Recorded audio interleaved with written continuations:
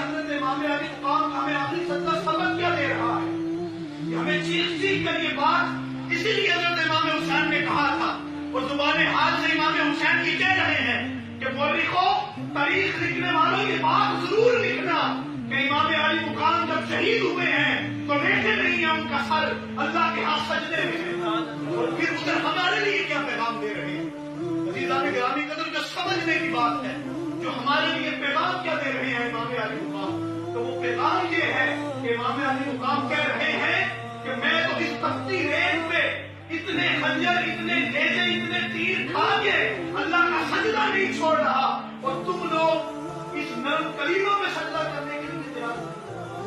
حضرت امام علی مقام درس کیا دے رہے ہیں؟ وہ یہ کہہ رہے ہیں کہ میں 3 دن کا بھوکا پیاسا ہو کے اللہ کے سجدے کو نہیں بھول رہا، اور تم اللہ کی نعمتیں کھا کے اس کے سجدے نہیں کرنے آ سکتے۔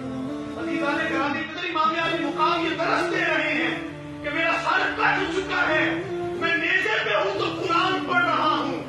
حسین پڑھ رہا تھا قرآن نیزے پر، یزید سوچ میں ڈوبا کہ پھر کرنا کیا ہے۔ حسین پڑھ رہا تھا قرآن نیزے پر، یزید سوچ میں ڈوبا کہ پھر کرنا کیا ہے۔ امام علی مقام اپنا سر ان کا نیزے پر ہے، قرآن پڑھ رہے ہیں، اور ہمارے لیے سبق کیا دے رہے ہیں؟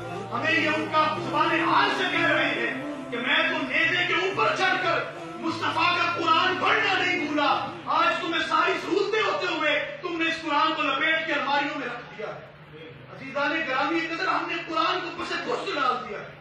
آج سارا زمانہ امام حسین کا غم منا رہا ہے۔ یہ بات میری بڑے غور سے سنیے گا، آج سارا زمانہ امام، بالخصوص آج کے دن آپ سوشل میڈیا دیکھ لیں، الیکٹرانک میڈیا دیکھ لیں، ویسے جا کے دیکھ لیں سڑکوں پر، آج سارا زمانہ امام حسین کا غم منا رہا ہے۔ کیا کبھی کسی نے یہ سوچا ہے کہ امام حسین کو کیا غم تھا؟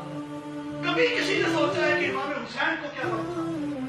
گرامی قدر، امام حسین کو اور کوئی غم نہیں تھا، معاذ اللہ، صرف ان کو ایک غم تھا۔ وہ غم کیا تھا؟ وہ غم یہ تھا کہ محمد عربی کے دین کی سرفرازی ہونی چاہیے۔